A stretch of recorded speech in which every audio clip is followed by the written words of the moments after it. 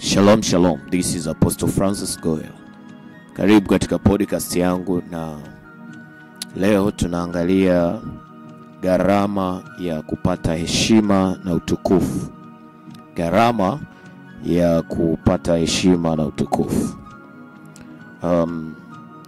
Heshima au utukufu ni thawabu ambayo Mungu humpatia mtu au mtumishi wake baada ya kupitia mchakato fulani. So ni ahadi ya kimungu, ni zawadi ambayo Mungu haitoi tu kama andazi au peremende. Nisoma neno la Mungu linasema katika kitabu cha Ibrania 12 na mstari ule wa 2. Tukimtazama Yesu, mwenye kuanzisha na mwenye kutimiza imani yetu, ambaye kwa ajili ya furaha iliyowekwa mbele yake aliustahimili msalaba na kuidharau aibu, naye ameketi mkono wa kuume wa kiti cha enzi cha Mungu. So listen. Kitu ambacho kilimfanya Yesu aketi mkono wa kuume wa Mungu sio kuitwa mwana wa Mungu, sio kule kuwa Kristo. Baada ya kujua Yesu ni Kristo, baada ya kujua yeye ni mwana wa Mungu, alijua kabisa heshima na utukufu ni haki yake. Lakini kulikuwa kuna njia ya kupita. Kulikuwa kuna njia ya kupita kuelekea kwenye hiyo haki, ambayo hiyo njia ilikuwa ni kufanyaje? Ilikuwa ni kuendea msalaba. Biblia inasema katika kitabu kile cha Wafilipi sura ya 2. Biblia inasema iweni na nia hiyo hiyo ndani yenu ambayo ilikuwamo pia ndani ya Kristo. Iweni na fikra, akili au mtazamo au namna ya ufahamu aliyokuwa nao Yesu, ambaye yeye mwanzo alikuwa yuna namna ya Mungu, naye hakuona kule kuwa sawa na Mungu kuwa ni kitu cha kushikamana nacho, bali alijifanya kuwa hana utukufu, akatoa namna ya mtumwa, akawa ana mfano wa wanadamu. Tena alipoonekana ana umbo kama wanadamu, alijinyenyekeza, akawa mtii hata mauti, na mauti ya msalaba. Kwa hiyo tena Mungu alimwadhimisha mno, akamkirimia jina lile lipitalo kila jina. Ili kwa jina la Yesu kila goti lipigwe, la vitu vyote vya mbinguni na vya duniani na vya chini ya nchi, na kila ulimi ukiri ya kuwa Yesu Kristo ni Bwana, kwa utukufu wa Mungu Baba. Watu wengi tunapoteza utukufu kwa sababu ya kuogopa aibu ya kitambo kidogo. Tutaonekanaje? Tutadharaulika, tunaonekana na shamba, na tutachekwa, tutatukanwa. But I'm telling you, kwa ajili ya Mungu, kwa ajili ya Mungu, you have to cast down the garment of shame.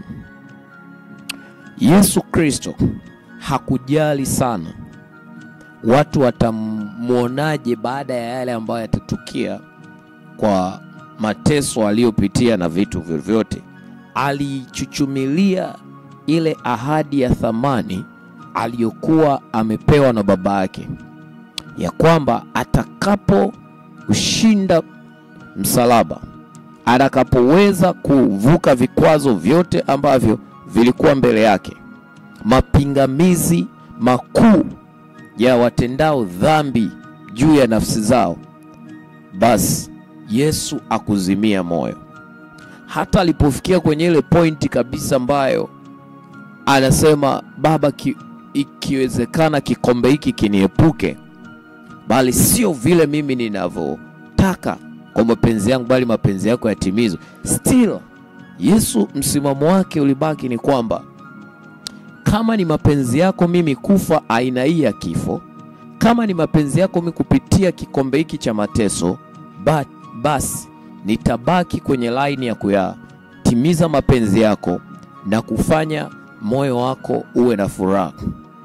That's why Mungu aliuangalia huo uvumilivu.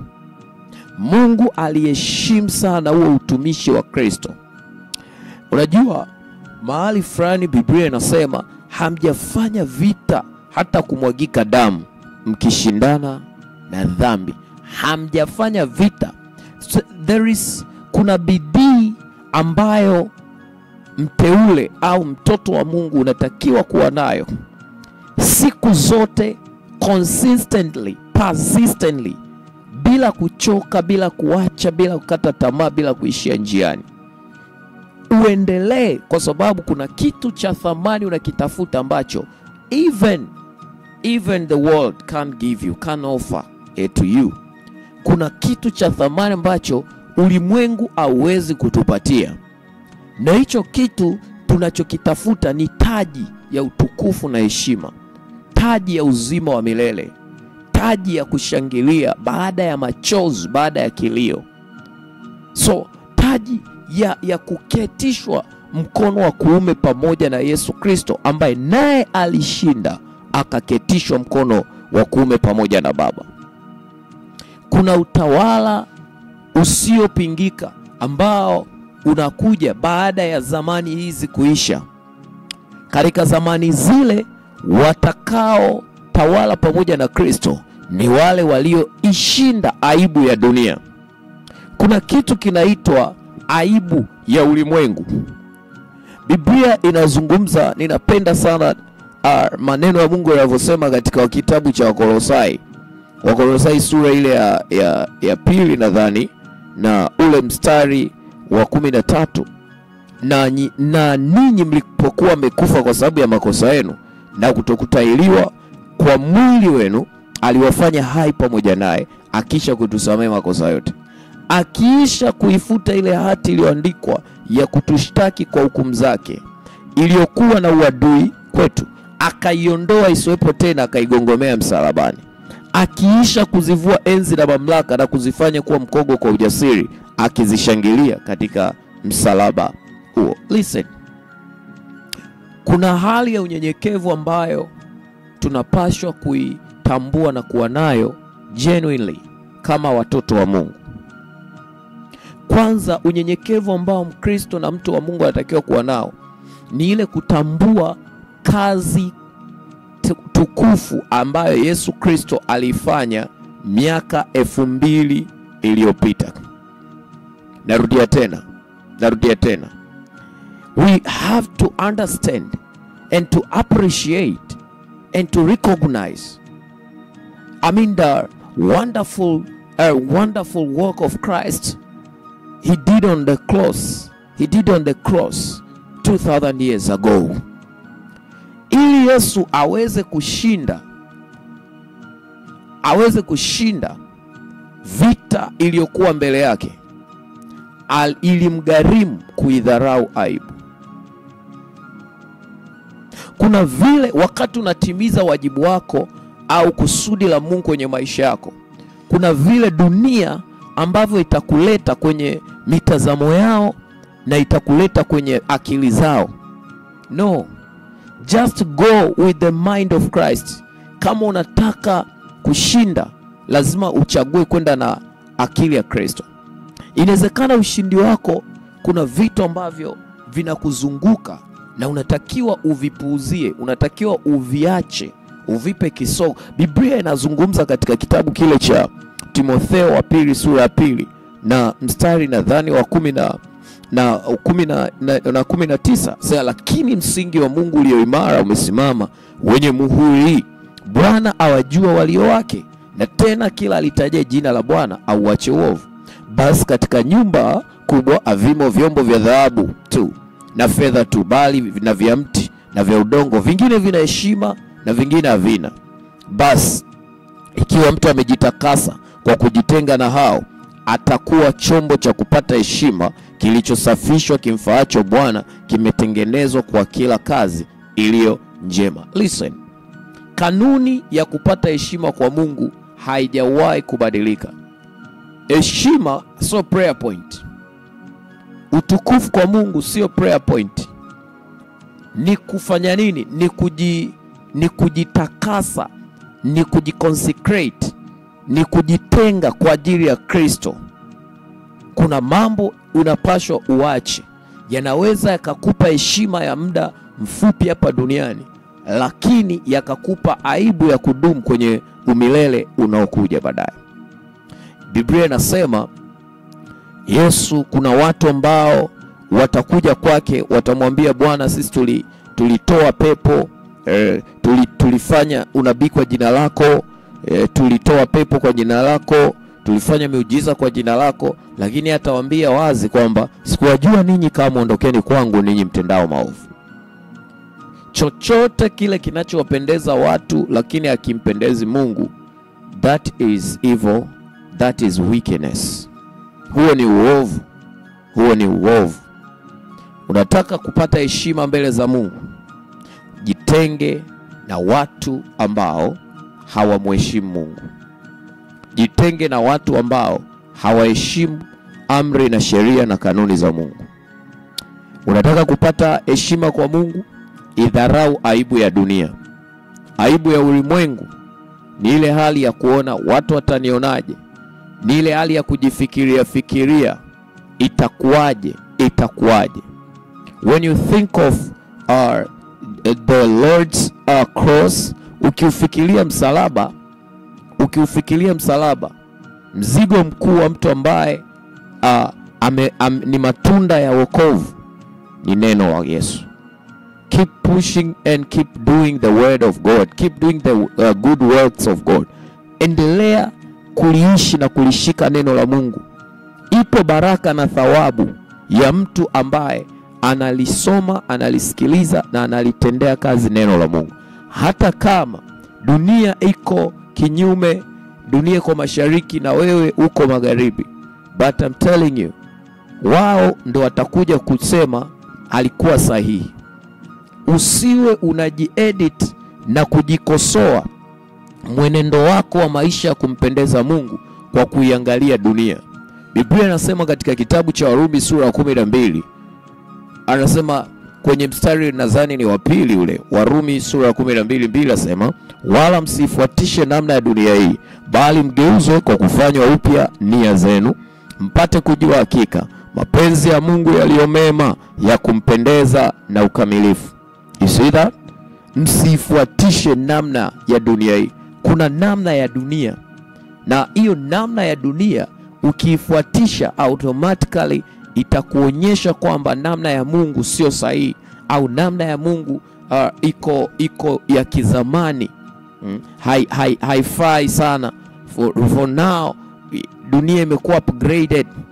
For now teknolojia iko juu. For now maisha utamaduni wa kidunia umegeuka. But I'm telling you, you better, ni bora uwe mshamba katika namna ya Mungu kuliko kuwa mjanja kwa namna ya dunia. Kwa sababu dunia haijawahi kuwa mbele ya muumbaji wake. Chochote unachokiona duniani kinafanyika kwa speed sasa hivi, hakiitwi mbinguni, hakiitwi maendeleo, ni kuchelewa. Narudia tena, chochote ambacho sasa unaona ndo kimeingia kama fashion, Biblia inasema hakuna jambo jipya chini ya jua. Yote unayoyaona. That's why hata siku za mwisho zinahusishwa na siku za miaka ya nyuma sana, as the days of Noah, kama siku za Nuhu, kama siku za Lutu, watu walikula na kunywa. Siku za mwana wa Adam ndivyo zitakavyokuwa. Listen, nataka nikwambie, kama unataka kutoka hapo na kwenda katika hatima ya ukuu ambayo Mungu amekuwekea, toka leo kwenye hiyo shell, toka kwenye hilo jumba la kobe la aibu. Acha kuonea aibu. Kuna vitu ambavyo Mungu amekusudia kukupatia, lakini hiyo heshima ipo kwenye aibu. Kuna mambo ambayo yanaonekana ni manyonge, Mungu ndo anataka uyafanye. Makusudi ya Mungu yanayowapa watu heshima huwa yapo kwenye aibu. Jifikirie, chukua picha ya mhubiri wa injili ambaye anahubiri injili katikati ya kadamnasi, sokoni, anahubiri barabarani, anahubiri njia panda, anahubiri kwa kutembea. Mara nyingi dunia inamchukua kama amekosa kazi, hajitambui, na mara nyingi hao wahubiri na watumishi wa Mungu huwa wanaonekana katika namna ya kudharauliwa. But I'm telling you, wanafanya kazi ya Mungu ambayo imetukuka sana. Nataka nikwambie thawabu yao ni kubwa kuliko hata watu ambao wanaweza kujiona wao wanatakiwa kuwa katika viwango fulani. Listen, Biblia inasema ya kwamba Mungu yeye huonyeshea mvua wote, wema na waovu. Mungu ni wa wote. Mungu ni wa wote, ni baba wa wote wenye mwili. Hajawahi kubadilika, hajawahi kuchange, hajawahi. Yeye ni yeye yule jana, leo na hata milele. Thawabu yake ni kamili, thawabu yake ni njema. Biblia inasema kila kutoa kuliko kwema na kutoa kitolewacho kilicho kamili kutoka juu kwake Baba wa mianga, ambaye kwake hakuna kivuli cha kugeuka. Mungu anataka mtu mmoja ambaye atajipiga kifua kama Yesu Kristo, kama Isaya kusema, nitume mimi Bwana, nitaenda kukuletea hatima ya wanadamu iliyomezwa na yule joka shetani Leviathan. Nitaenda kufa msalabani, sitafanya hiki na hiki. Ni leo unaamua, mimi na wewe tunaamua leo kwa hii sala fupi, lakini through the meditation of this message, kupitia tafakari ya hili neno, nataka nikwambie itakusaidia. Don't worry, usiogope watu watakuonaje ukiokoka. Usiogope watu watakuonaje utaitwa mlokole, utaitwaje. Usiogope.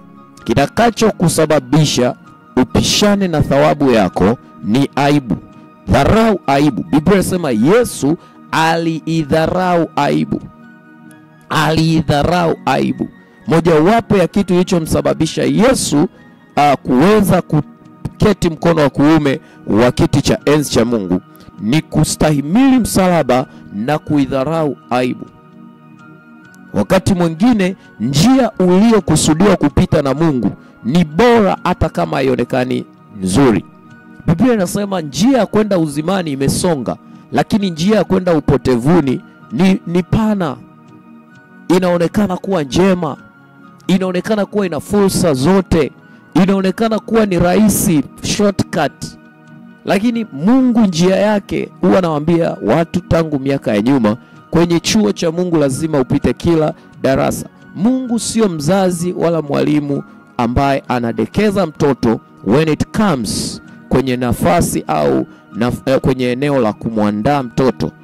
Kwenye kuchakatwa na Mungu hawezi kukurusha darasa, kwa sababu kila darasa ulilolisoma litakuvusha kwenye jaribu fulani. Yule mjaribu akija shetani hata kuuliza na leta mtihani kwenye topic ipi uliyosoma.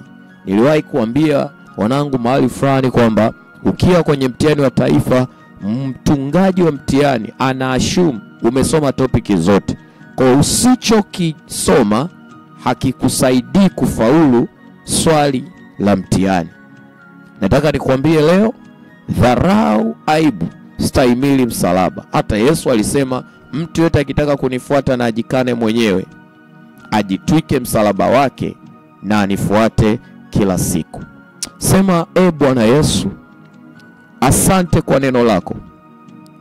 Nimetambua ya kwamba katika mchakato wa kuendea utukufu na heshima, katika mchakato wa kuketi mkono wa kuume wa kiti chako cha enzi, kuna msalaba na aibu.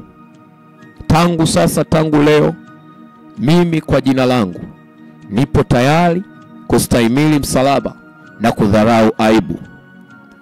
Haitajalisha ulimwengu, ndugu zangu na watu watanionaje. Ninachagua njia ya Bwana, ninachagua msalaba, ninachagua njia ya aibu ili kuendea utukufu. Bwana, nipe mtazamo mwema, nipe nia ya Kristo. Kama alivyokuwa Kristo ndivyo nitakavyokuwa. Sitaogopa kupita njia uliyopita, kama itagharimu mauti. Bwana, nitie nguvu, nipe nguvu ya kuweza kushinda aibu ya mauti. Nipe nguvu ya kuweza kushinda aibu ya kukosa. Nipe nguvu ya kuweza kushinda aibu ya kutokuonekana mbele za watu kama sina mwelekeo. Nipe nguvu ya kushinda kila aibu kwenye maisha yangu. Rapo seta lijate. Nipe nguvu ya kushinda aibu. Mungu akupatie nguvu ya kushinda aibu ya kuonekana mbele ya ndugu zako umechanganyikiwa. Mungu akupe nguvu ya kushinda aibu ya kutokunyenyekea. Kama njia yako ni kunyenyekea kwa babako wa kiroho, kama njia yako ni kunyenyekea hapo kazini, kama njia yako ni kunyenyekea katika hali ya kumsubiri Bwana, Mungu akakujalie na akakuinue. Nikuone siku moja unatoa ushuhuda kupitia somo hili katika jina la Yesu Kristo. This is Apostle Francis Goel. God bless you.